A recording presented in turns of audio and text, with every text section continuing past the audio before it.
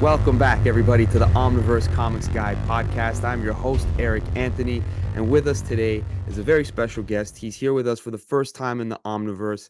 It's Mr. Matthew Ermin, the writer of Loving Ohio, amongst other things such as Dark Crystal, Good Luck, Power Rangers from Boom Studios, Witchblood, and Bonding from Vault. But right now, we are here to talk with him about his brand new graphic novel, Loving Ohio. Matthew, welcome to the Omniverse. Thank you for joining us.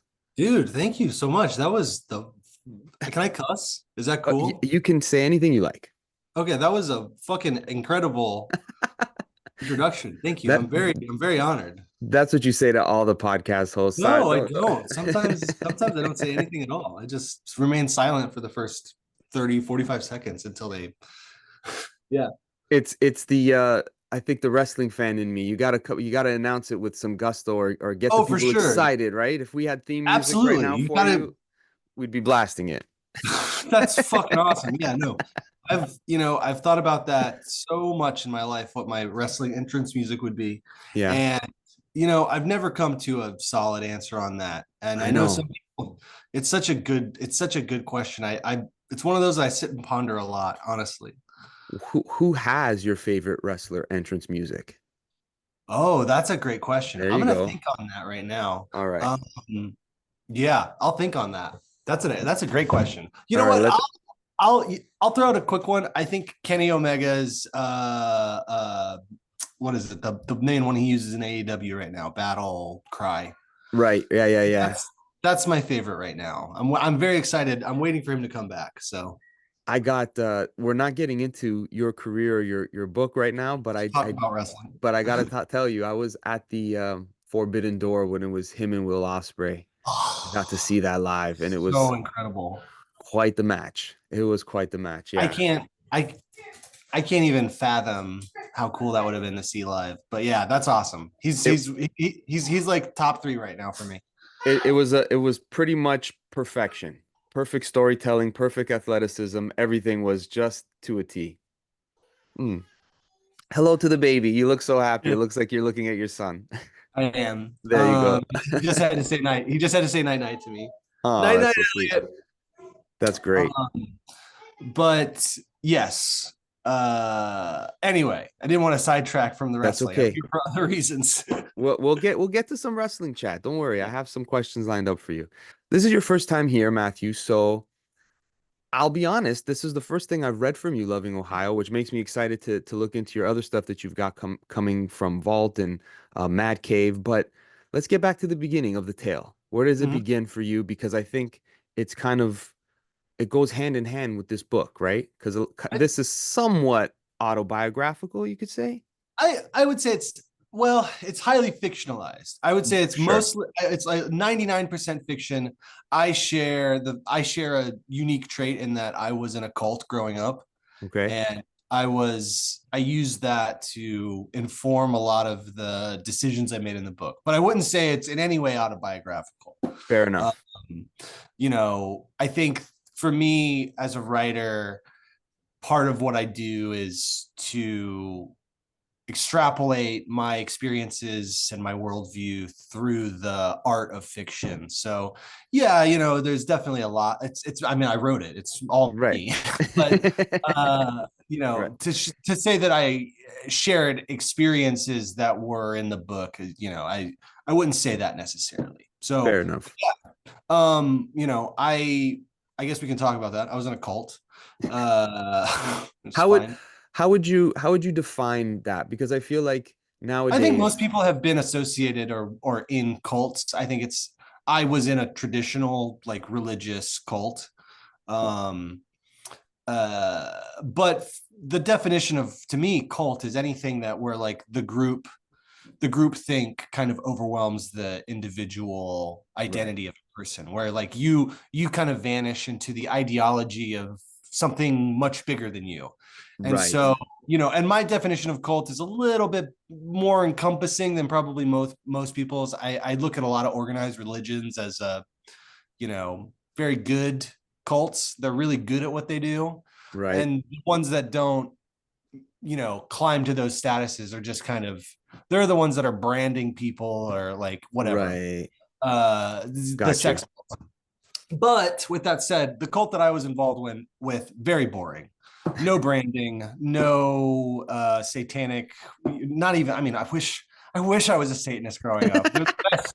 I wish. It's so funny in hindsight. It's like they have A little they're bit the more most fun. morally, yeah, they're the most morally like concrete ideological people. It's so funny how that worked out. So um but yeah, I grew up in a cult. I got out around when I was like 12, so right before high school for me. That's pretty early. That's a pretty Yeah, early time to. So I'm interested, not just because of the, the word that's associated, the like people yeah, associate with, oh, whoa, what's the drama? But it's a big for, word. but for myself, some people would say that I grew up in one as well.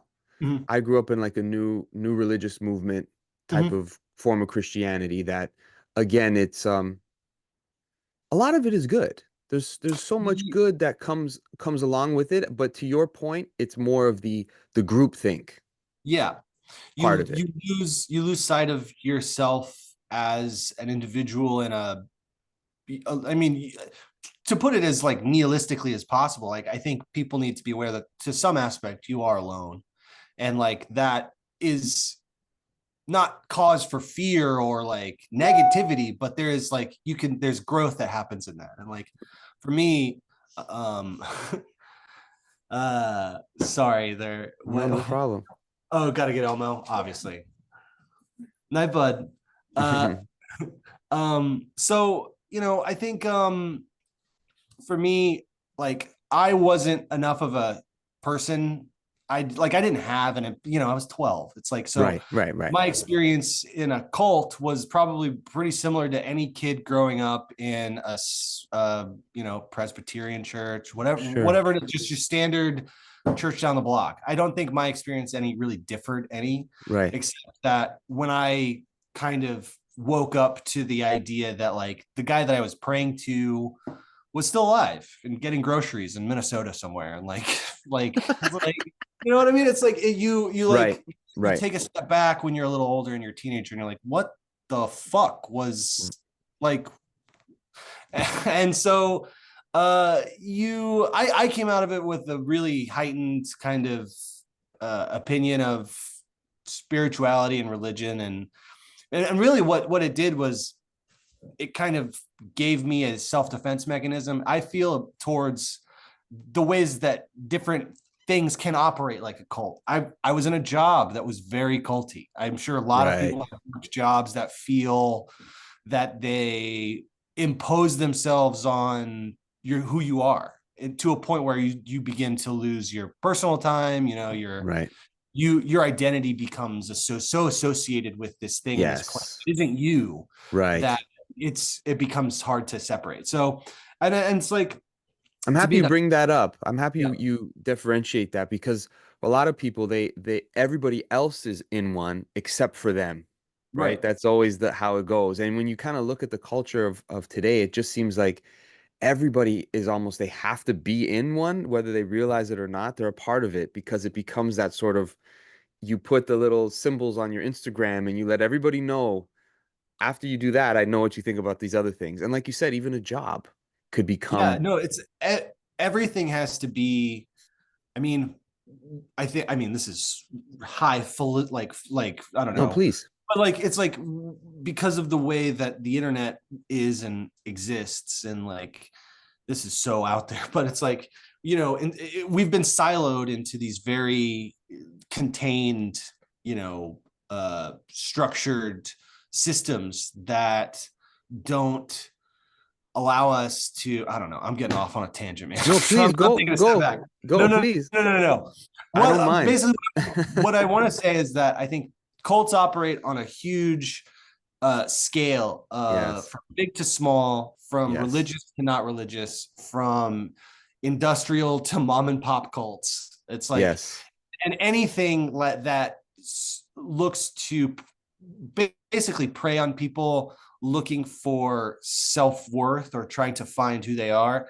I Right. think that is the insidious part of it. It's like, you know there's marketing teams Right. for churches and stuff, and it's like it doesn't. I don't know. So yeah, that's my experience with religion and cults, kind of in a too long didn't read sort of way.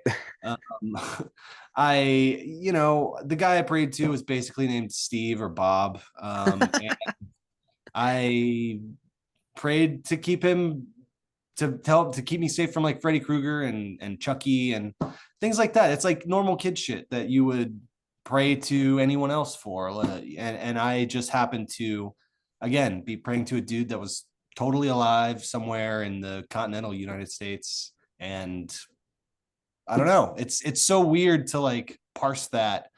And it's partially because, and for good reason, kids don't talk about that stuff. I think most people teach their kids not to bring that stuff up. So you don't grow up with the back and forth. I didn't grow up with a back and forth conversation between, because I went to public school. So everyone kind of believed who knows what. Right. Keep that shit out of school for good Right. reason. Right. And so, yeah, I don't know. That's my experience. I feel like I turned out relatively normal, all things considered.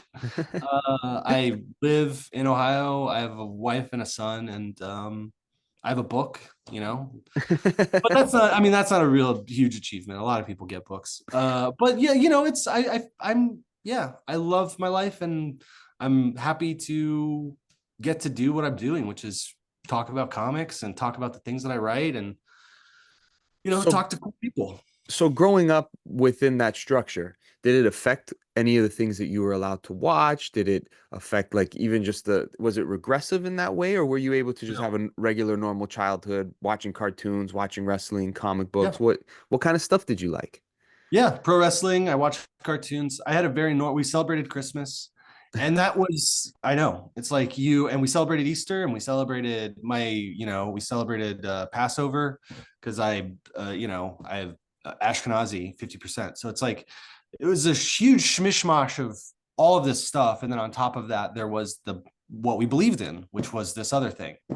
And so yeah, there were no real restrictions, normal kid restrictions. I wasn't allowed to watch South Park, Right. some, stuff like that.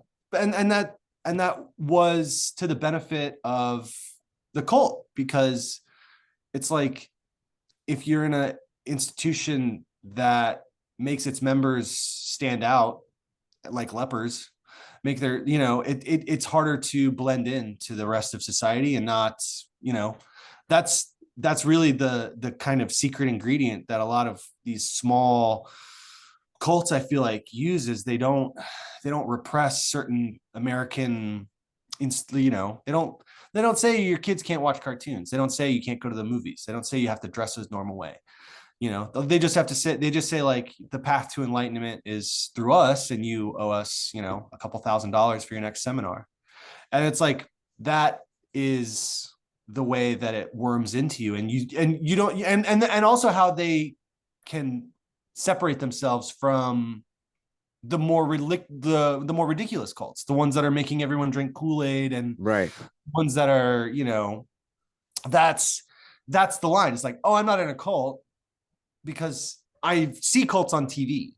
Right. And Right. it's like and it's that comparison that gets people, like my family, for instance, it easily is a way to justify buying into something, because you see the extreme version of these things all the time. They get super sensationalized, and you think, I'm not getting branded. No one's branded me yet. This can't be a cult. So Right. I think that's how a lot of people can stay in something like that, and think that it's beneficial, and it Well, could be it becomes your emotionally. social network as well, right? You Yeah, often get a job through it. You often the people that friends, you associate with is yeah, all that. And if you family, put friends, and yourself, stuff. yeah, you put yourself out of it, now your entire social structure and network as you know it could be Yep. gone, which is the most terrifying thing you could really undergo. But with that said, like what was the not that you got to name it or get it all into Oh it, but yeah. what was the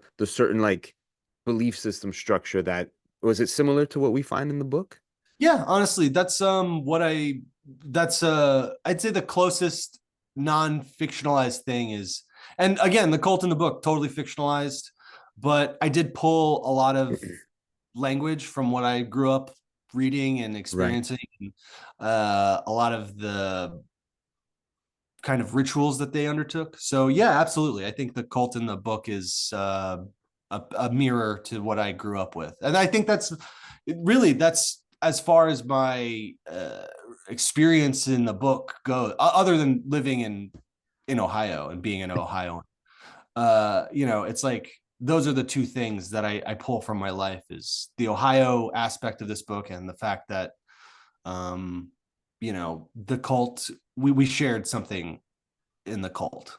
Right. I got you. No, I mean, I'm kind of jumping all over the place in my Oh notes no, here, no, feel but free. I will say that Sam's art with this really, the way it's described in the back of the book of being surreal, it feels like you're traveling through a memory in a way. Yeah. The way that she's drawn it and the way that it's colored, it really hits the note that you're going for in the writing. And especially when you get into some of the ideologies that the chorus, which is the name of the cult in the group, that it's not it's something what they believe in, which is a lot of like the third eye, pineal gland, you Mhm. know, departing the body from the soul. A lot of people are into that sort of thing when Mhm. they turn away from Christianity or and they try to adapt other spiritual rituals. This is Yeah, and it's not uncommon. I don't think there's anything wrong with those beliefs. No, I I hear what you I mean. think that's yeah. I think that my wife is a illustrator of a very popular tarot deck, and spirituality and believing in you know kind of unspoken aspects of reality and kind of how we exist. That's all. Like I think there's nothing wrong with that. And I have nothing against spirituality or even believing in a higher power. I think the huge issue that I take with uh, all of this is it's the power indifference between people who say they have the answers Mm, and people who want answers. And it's like, you know, they don't have the answers. That's the grift, is like they don't know. They don't know like any of us don't know. right. And for some reason, this not knowing, they provide a service that, you know, entraps people. Right. You can only One get it could say. here. Yeah. Yeah. Right. It's And so interesting how a lot of times too people will divorce one line of belief system to completely become married to another one, not realizing that now they've stopped the yeah. exploration Right. because you And a lot of these belief systems are tangled in towards each other. Like they really are. and so, you know, I think I think a lot about this stuff. It's something I mean I wrote a whole fucking book about it. I do too. No, that's what interested me because And I do so think a lot about this myself. I think that ultimately I identify as an atheist. But I don't necessarily discount the cosmic spiritual aspect of existence. It's Yeah. all it's hard to quantify and explain and articulate, and I think that's part of the beauty of it. And one of the reasons why in the book there are so many uh kind of mysteries that are left unanswered. I really Mm. wanted to I like that actually. I yeah, I really wanted that to be a really big theme of the book, is that there are no good answers for some of the mysteries that are brought up in the beginning of the story. And that's, I think, part of the struggle of being spiritual and seeking religion, is that back and forth between the grand mysteries of existence and searching for answers. And there is to me a perpetual beauty to the exploration and the constant self growth towards, you know, getting closer and closer to an answer but never finding it. That's the journey. And like, no one's gonna ever be like, aha, I figured it out. I Right. mean, So it's Some like people do, but usually you they shouldn't think trust they those do. I think, people. Yeah. yeah, I think they think they do, but I, there are no good answers for a lot of this stuff. Yeah. So, and I think that's important, and I think that's one of my favorite things to do in stories and to write about too. Is, kind of the unexplained and the unanswered Yeah. parts of our It's collective experience. sometimes it's the questions that we end up coming to, they answer the previous question. I don't know if that makes any sense, but the fact that we're just here to ask this, there's Yeah, part like there's an answer within just asking that question that is fun to mess around with sometimes. And for sure. Yeah, absolutely. Just the exploration of like just the question in general. I like yeah, that. yeah, exactly. So getting back to you and the things that inspired you as a kid growing up, what were some of your favorite comics? Were you a comic book fan, is that something that I came wasn't. later? No. Okay. My parents weren't huge into reading. I didn't read much as a kid. Comics is one of those things that had I been introduced to in a big way as a kid, I probably would have uh, really gravitated towards them. There are a few times that, at yard sale, grab some comics here and there, but there was never uh, I was never given any direction in the interest, so it never Right. grew into anything. But yeah, I was mostly video game kid. I stayed inside. I didn't have a lot of friends. Played a lot of video games. Watched a lot of wrestling. Um, What were the went to, video games? oh gee, I grew up with a Sega Genesis, a PlayStation, Nintendo GameCube, Dreamcast. I had everything. I that was like the main, like, kids get into sports, kids get into extracurriculars. I was like, I'm gonna be bad at school and play video games all day, and that's what I did. And so yeah, and you know, it was I really just a regular childhood. My favorite games were like Final Fantasy VII and Legend of Zelda: Ocarina of Time Oh, and that's a good one. Sonic the Hedgehog, and like I grew up loving all that stuff, and it never, uh, you know, you live in Ohio, and that's like that's it. I don't know. It's like I What live. was what was a good day for a young Matthew Erman when he was growing? What would be like the quintessential, that was a good day Oh for yeah, me? got it. It's like third grade, October. Wake up, go to school, come home. It's like awesome outside. Open the windows, play. It was third grade, probably Sega Genesis games until parents came home from working, and then dinner in bed and watch cartoons until bed. Like that was like legit, like That's as good as it gets. the day. And then yeah, there's cult stuff in between that. Like okay, yeah. We we Don't had forget. somewhat similar childhoods. It sounds familiar.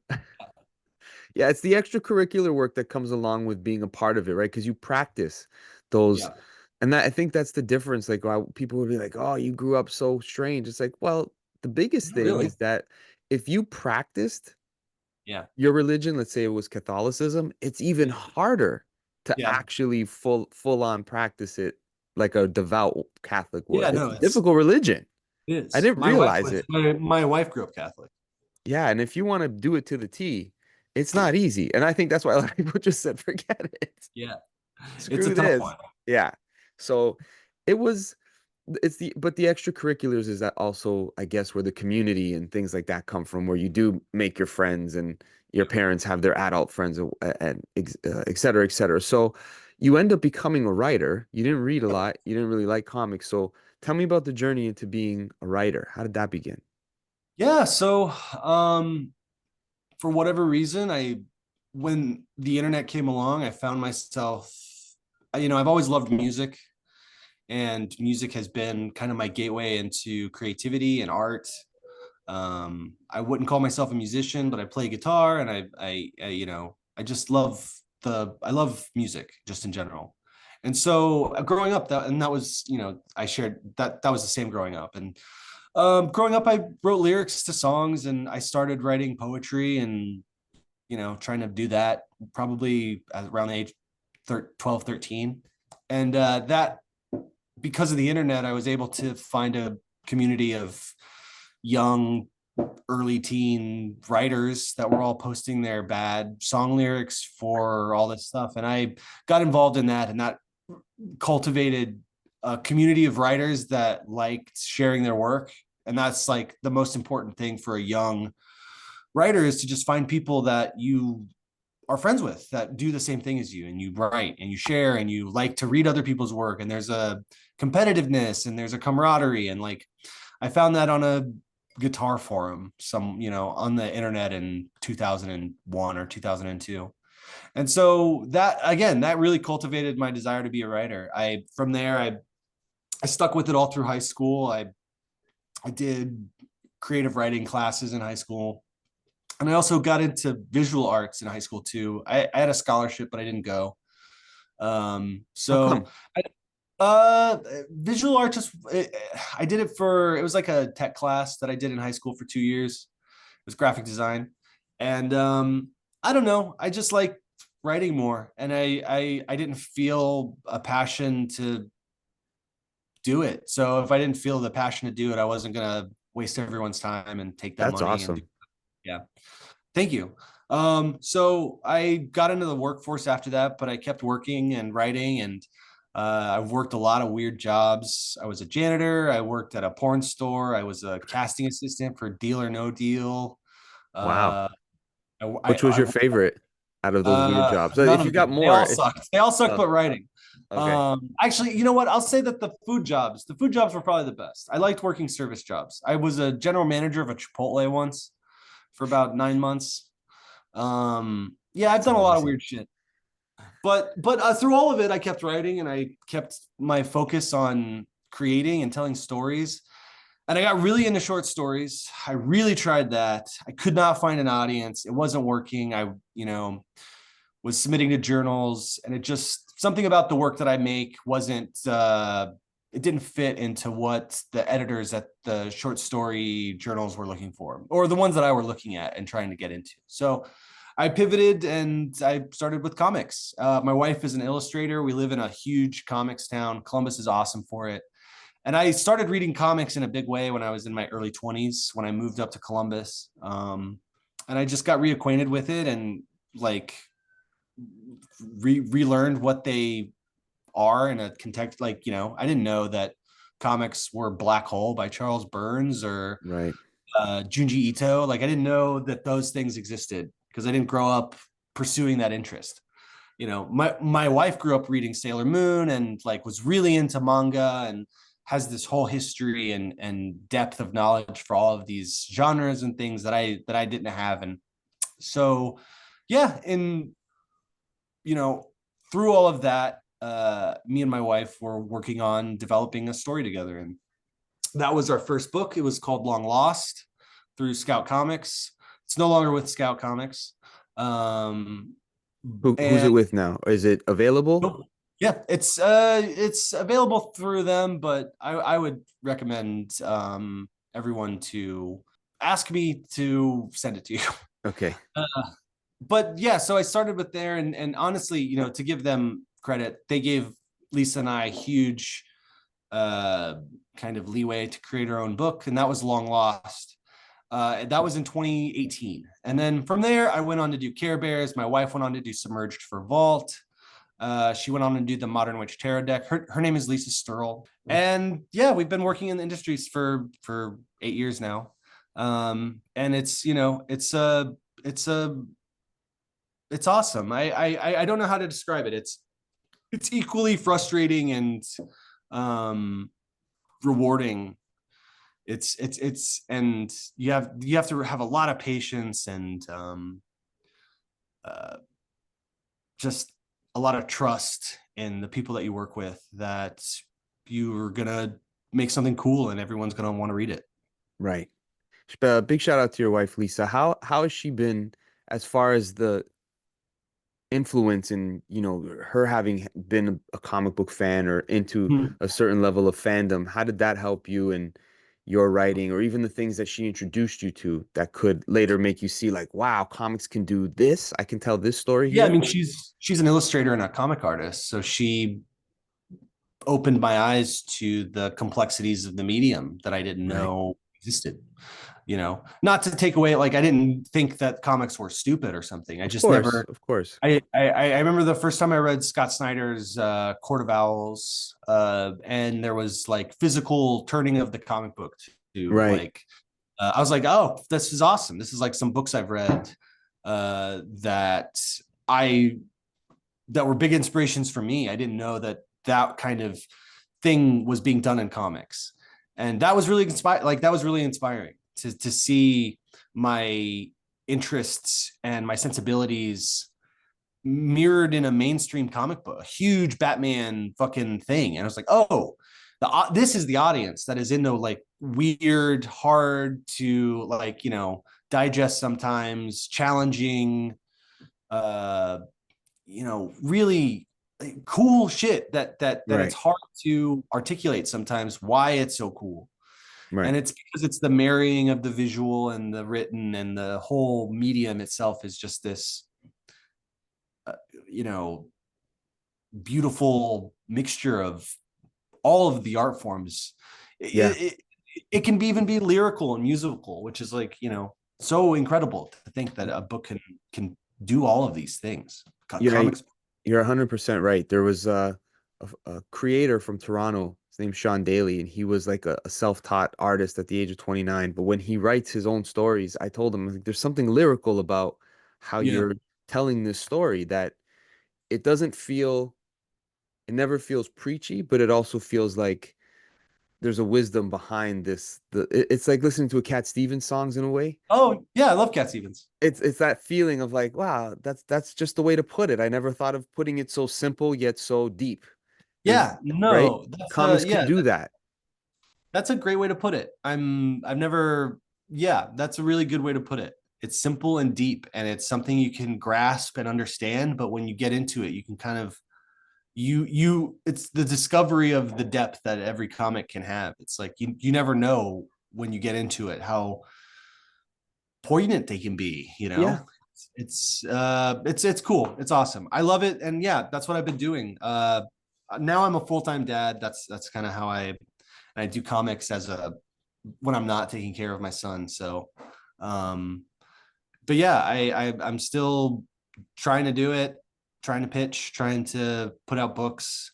It's a constant thing. Loving Ohio, I wrote it in 2020.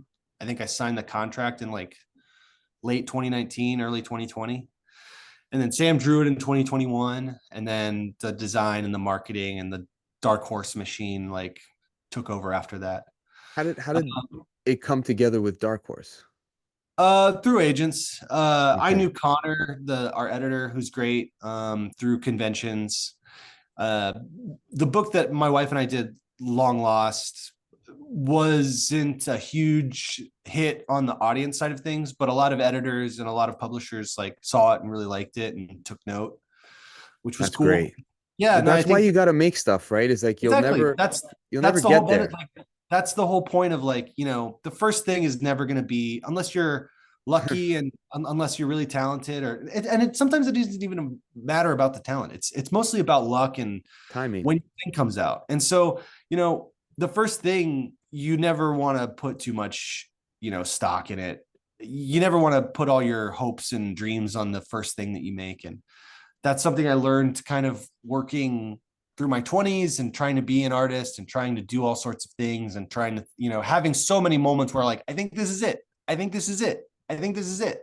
And then you realize you have those moments all the time. If you're doing stuff, if you're putting stuff out there, you'll just keep making shit and you'll always have those, I think this is it moments. And one of those times might be it. So you never know. I think that's the kind of like the the fun gamble of being an artist. Some would call it suffering. But I think that's why you do it though, right? It's Yeah, that chase of can I get it? Can I make something a little better? Or I've seen the yeah, improvement. It's like stand-up comedians they bomb in order to get good. They have yeah. to suck a Oh, couple absolutely. times to And get the right joke, right? I've written some. I love them, but I've written some stinkers, which is fun. I think that's good. I think that's it's you have to to to to get to the good ones. Yeah.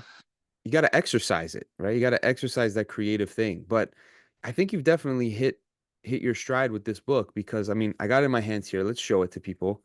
It came out last week as we're recording this. I really like the trim size of it. It's not your typical graphic novel size. It's more like, I don't know what you would describe it as, but Dark Horse has a nice way of customizing like the books that come out to not all be just standard.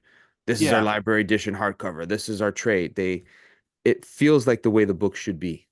Yeah, This feels thank like you. the right size Yes. of it. Sam and I talked about what size and what format we wanted the pages to be in. And I think standard is 7 by 10. I think I'm not sure standard comic size right now, 5 by 9, but that's 6 by 9. And Yeah, no, I think it would be 8 by 11, a regular yeah, I think graphic, 8 by something like that.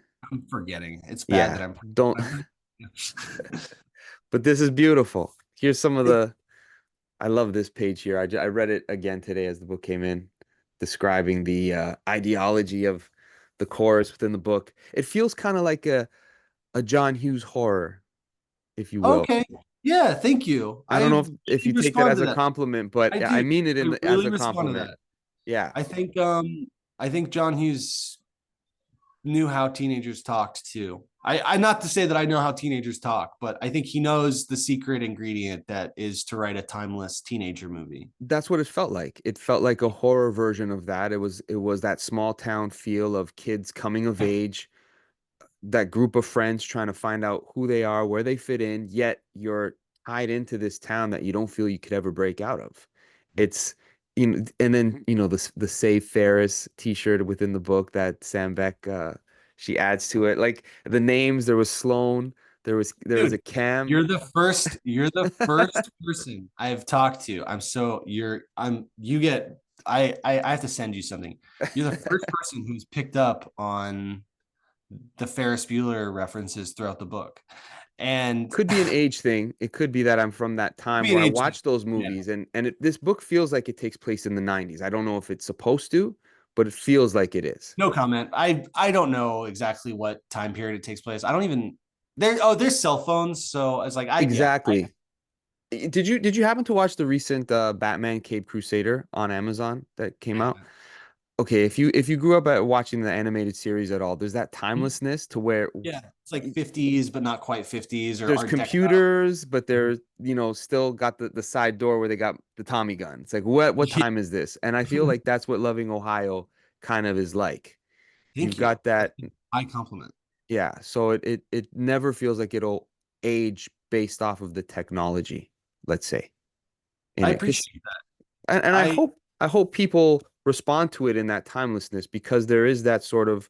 And the other thing I appreciated was that because there aren't issues, Mhm, that it was released just as the book, read the whole thing as it is cover to cover. But usually the comic book standard is you've got like your build up, your mhm, at your your penultimate moment, and then your last issue, big fight and a quick cleanup. In yep, this one, after the big moment happens with the characters and the monster within the book, you take a lot of time in saying goodbye and seeing everybody what becomes of them after that mhm, trauma.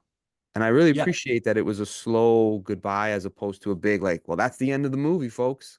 Yeah, that was very intentional. I love different structures for stories. I think the standard, you know, some people would say 3 act structure or 8 act structure if you're going off of like the monomyth. Those have been done literally a bajillion million times. And while many would argue it's because they are structurally perfect, I think there's sometimes more excitement in having stories that pull away from structural familiarity to do something that's a little weirder or stranger. And yeah, our story kind of is split in 2 chunks, really, the first half and this last half. And I Yeah. like that. I think it's cool. I think there's a lot of ways to write a story. There's a lot of ways to tell stories. I'm a big fan of a 2 act structure. I'm a big fan of 4 act structures. Um, and sometimes a 3 act structure is really works perfectly for a story. And there's so many different, you know, cultures and ways to tell stories. I think for me, I'm just always looking to find something that's unique and interesting and helps elevate the contents of the story in whatever way it can, and I use story really lightly. It's like I think to me the story is as much about reading it and experiencing it as it is what's in the book. Right. So many incredible movies, I remember more about my experience watching them than minute details about what happens in the plot.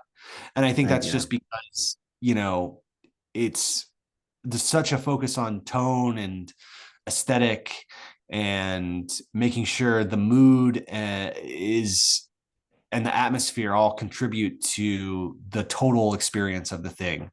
um so yeah, I don't know if there was a question tied to that, but yeah, the book is gorgeous.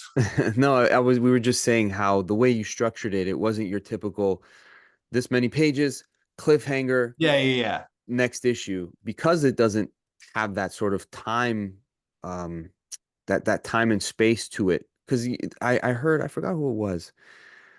Oh, it's gonna frustrate me now, but I think it was Howard, not Mackie, no, Howard Chaykin. I was about to say. Howard Chaykin described it as the changing of time. Time is passing from this corner of the page to Mhm. this corner, and how fast are you going to make that, or how slow? How much detail do you need to see? And I always appreciated the fact that, okay, I can control the space and time of this story. If the punch is coming in, it could either be super fast, it could be slow motion. And in Yeah. this one, there's that um, slice of life. It's very slice of life where Yeah. people are doing regular things, and there isn't your typical boom, boom, boom. Here's the turn the Yeah, next it's not page, flash moment. It's I not, doesn't function like that. no, and maybe, maybe it's one of the reasons why I haven't worked for Marvel or DC yet, but I don't write superhero comics traditionally when I do things like this. I structure them more like I would structure a novel or a short story. And there's a lot of surprising ways that the details of those stories can emerge in non-traditional structured formats. I One of my favorite ways to write stories is thinking about like the top story and the bottom story, and like what's being said on the surface level of every scene, and then what's being said underneath, and how those things run concurrently to affect the events of the story. It's really nonlinear. It can be really nonlinear, and it can be really non-structured, but you have these two ideas, and that's how you can tell this story, kind of ebbing back and forth between the top surface level details and what's going on beneath all of the characters. Right. Uh, and sometimes you get to really incredible places, and sometimes you tell a story that doesn't go anywhere. And those are, I've done both. I Well, think we for don't realize everyone's life is a story that we would find interesting because it's not ours. Like we think our life is boring, but a lot of times, the Sloan story in this, it's scary, but it's relatable. yeah, Like my grandparents lived in just north of Toronto here. It was like an hour and a half away, where it was just a town kind of like that, where that's the donut shop and that's the place where we go to for this in town. And there's a charm, but it's also kind of like, oh, this place could be creepy. Like this is where, yeah. Pennywise would show up. No, the huge inspiration for this is David Lynch's work. Blue Velvet and Twin Peaks, I felt that. I got even that Lost sense. Highway to a certain extent, and I think he deals with that in a really incredible ways. The sense that America has secrets or mysteries hidden underneath of the facade of small town folksiness, or in Loving Ohio's case, it's the boredom of suburbia and the malaise of just being in middle America. Would you say that the villain, the monster that they're Mhm. running from or confronting, was that in some way a metaphor of breaking away from the mental hold or the fear that comes along with being a part of, a belief system that holds you down, that you got to just confront it and say, to the death with you, if you will. I think that's a great way to look at it. He is to me something, and I kind of attribute the idea that he means something to me as a personal connection to writing this book. And I think that interpretation of him is awesome. I love that. Hmm. I think uh I think when I write stories, sometimes I'll be aware of certain metaphors and certain things that Sam and I are doing, or uh, ideas that we had at the beginning that we can kind of draw a through line to. But for a lot of things, I write them as I kind of feel them out in the story. And the man in the afternoon, who's the bad guy in the book, came from a lot of back and forth between me and Sam, trying to find the right design for him. And for me, kind of really experimenting with the way his dialogue was, and how we portrayed the supernatural elements to him. Um, his creation was yeah, absolutely a joint effort between Sam and I. Um, and I think that he represents a lot of things in the book. I think um, what you said about the kind of the grasp of the Middle West, and the pull of trying to get away and not being able to, I think absolutely. Um, and to me, I just really love how normal he looks. Yeah.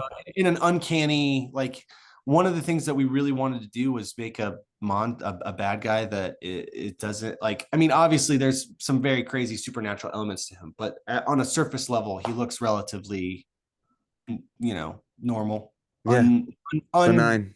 unremarkable, I would even Yeah. say. Right. And I think that's sometimes what makes somebody scary is that when, oh, that's the guy, the one you didn't even consider. Yeah. No, it was very well done. I highly recommend everybody get a copy of the book. It's a good one. We on the Omniverse at the end of the year, we always do our top 20 of the year. So you should tune in and check to see if you're going to make it Dude, this year, Matthew. I think you I will. I absolutely think you will. will. I But Thank before I let you go, I gotta you. ask you a couple things because Please. I feel that the brain of a comic book fan and the brain of a wrestling fan, they can understand a similar language. Because I feel that wrestling, I often say this, is like a as closely associated with comic books as anything could be in regards to the storytelling and the suspension of disbelief. Because a lot Mm, of times you look at it and say, that's ridiculous. People mm, can't fly. That was fake. Why for do you sure. read kids' books? Why would you watch people fake fighting? But when you get the magic happens. I remember one time I tell the story where they were showing a replay of I think it was WrestleMania 30. I think it was where Daniel Bryan is in the triple threat match Mm, with Batista and Randy Orton. I think yeah, that's the one. the big win, right? The big win. Yeah. And I'm watching it with my stepdad and my wife. But by the end of it, everybody's in. I'm calling all of the spots, not because I've seen it, just because you kind of know the language, Oh, for right? sure. Yeah, I've done the same thing with my wife, where you're absolutely right. You know the language of how the stories go. You understand the narrative arcs of wrestling matches Right. to be able to predict when something's going to happen, who's going to win. Like, I can usually call a winner before the match starts. Yeah, It's like yeah. you watch enough of it, you understand the stories and how the arc of these characters uh, goes over the course of the time that you're watching. Um, there's a and you're absolutely right. It shares so much with comics because the language of comics, a good portion of it comes from Akira Toriyama's Dragon Ball, and so much of Dragon Ball it feels so Hmm. close to pro wrestling. The Tenkaichi tournaments are all about, following these characters through these escalating and more uh, important matches. The And it's build just up like, to WrestleMania. it's the build up to WrestleMania. It's the G1. It's the Continental Classic. And it's like, I love that, and I have a huge, deep seated appreciation and love for both that way to tell stories. And you're absolutely right. Comics and pro wrestling share this very unique. You read a superhero comic, and you've been doing it for long enough. It takes a lot to surprise you, and I think a lot of older comic book readers they feel like they've been through wars through some of the stories that they've read. Nothing can surprise them at this point. Oh yeah. you know and I feel like the same way with pro wrestling fans, and we've seen so much of it, and we've been through so many different storylines and different like company dramas, and like all of the things that you would attribute to just like the best narrative, the best stories, and you get to see it play out in real time on television with the actual wrestling shows, and then you go to the stadiums and you see it live, and you're like, and then you get the behind the scenes stuff, and you start to become like you start losing your that's when it becomes kind of culty, when you're like, so it's all ties in together. Yeah, because the I comic don't know book how I did. no, the comic book community has their little cult-like practices, their creator followers. Like there's a cult of Alan Moore, right? You could I've definitely subscribed to that one. right? There's and then even with pro wrestling, you got the people who are like New Japan wrestling fans. Now you're like really a geek for wrestling. If you're tuning into that and watching that instead of, not to say that WWE or AEW doesn't count. It definitely You does bought because in. You fully bought in if you're watching New Japan you are or invested. Stardom or something. Any Yeah. indie, like I listen to DPW, and I really want to go to one of their shows. Great podcast. They're really funny. And so yeah, I I I love all that stuff. It's awesome. I Do don't you know the have point of it. it's okay. We're just throwing it out there talking about wrestling. Don't worry. Did you have a favorite wrestler growing up? Oh yeah, Stone Cold. Yeah, Stone Cold, Sting. I really like La Parka for some reason. that's great. I love that you brought up Parka. Chairman. It's just something about his mask and I was probably even too young to articulate that he was a lucha libre, but it's fucking awesome. I love La Parka. He had a Uh, pretty deadly move too. It looked like a pedigree, but he lands you on your neck yeah, instead of, it's super yeah, it was sick. pretty nasty. Those were great games on N64, the Revenge and No Yeah, Mercy. they I don't know were. if you ever played though. I still play those games. They're so They're good. a lot of great memories growing up playing wrestling games. Austin, I would say is my greatest of Everyone's all time. Yeah, I mean, I went through phases. I there were periods where I really liked Triple H and The Rock, and um as an adult, I've really come to absolutely love and appreciate Kurt Angle. Growing up, I thought, He's the best as far as the performance in the ring goes. Like the measurable things of why I say Stone Cold is he sold the tickets, he sold the merch, he had the promo skills, he had the classic matches, and before he got injured, he was a top tier performer. So it he wasn't could just that go. Yeah. he could really go. So he had every aspect covered. But Kurt Angle, like pound for pound, him and Benoit, I could watch them Oh wrestle yeah. all the time. My favorite all time is Bret Hart. I'm a Bret Hart, you Same. know, I love love Brett. Bret Hart. He was my favorite. I think I love wrestling. I mean, wrestling really feels like it's having a resurgence. I've been trying to do wrestling comics for a while. No one seems to want to read them. I'll read Uh, him. I don't know if you read Do a Power Bomb. I oh, thought it my was favorite. great. I love Daniel Warren Johnson. Do a Me power bomb too. was unbelievable, so good. He Part of the got reason it, why right? probably, yeah, no, he truly gets it. Yeah. And I for a while I was trying to do a Von Erich inspired Mm. comic, but then the movie came out. I was like, I can't. The movie was too good, and I think you can. I disagree. I think you eh, could because the movie's the movie. It for was sure. it was a good movie, but I think a comic book would capture a lot more of the facts, and I think it Well, I would. would never want to do, and that's the other thing. I would never want to do a Von Erich. I don't know. Obviously, I don't know them, and their story seemed to be. I mean, outside of the fact that they left out a whole brother in the movie. Uh, That's what I mean. There's aspects of yeah, like, not everything was the way the for movie sure. presented it, but they did do the whole thing justice. I get, but I didn't like the Ric Flair in that movie. That was Oh a real my God. disappointment. I feel like you could like I don't understand why they didn't just get Ric Flair to do young, like it didn't make sense to me. Get Ric Flair. You'll get a better Ric Flair than anyone doing an impression. But I'm sure there's someone out there who could do a really good. Like, I don't know what they were There's thinking. I I'm sure 65% of all current active professional wrestlers. I think MJF would have been a better Ric Flair Yeah. than Oh, like. Anyways, what uh, what are you looking forward to coming down the pike as far as wrestling storylines are concerned? Are you keeping up with AEW and yeah. WWE? I'm super excited for All In. I think that I don't know how that show could miss at this point. It looks like it's going to be great. Um, I I also really am truly fascinated with how they do the All In and then a week later do the All Out thing. It seems like so outrageous, and I haven't even thought about the fact that they're doing that again this year. So I'm excited about that. And there's a show coming to Dayton that I'm excited. I might end up going. I'm not sure. I might buy tickets for it. Yeah, do it. There's something there's something special about watching wrestling on the TV because the commentary is such a key aspect, I and you really really wish they could. I wish, like, I've been to so many pro wrestling shows, and I really do wish that you could just have like a little earbud with the commentary in your just piped in or in your ear or something. Because you're right, it's so much uh, important. It's so important to the storytelling of the whole experience to hear, Taz or JR or whoever, like, how many classic matches though are classic because of the way they called it?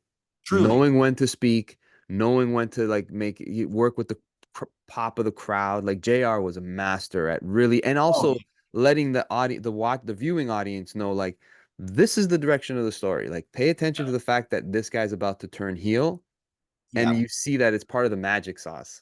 That sounds dirty, but it's part of the secret No, it's sauce. true. And I've always, if there's a wrestling promoter, booker out there listening to this, figure out a way to get your commentary in the stadiums. I, I don't know. I don't know how it's possible. It would be awesome. I would go to those shows. If you were going to be making a wrestling comic, who would you want to draw it for you? Oh my God. I cannot answer that for a couple reasons. I've worked with so many incredible artists and so many great people.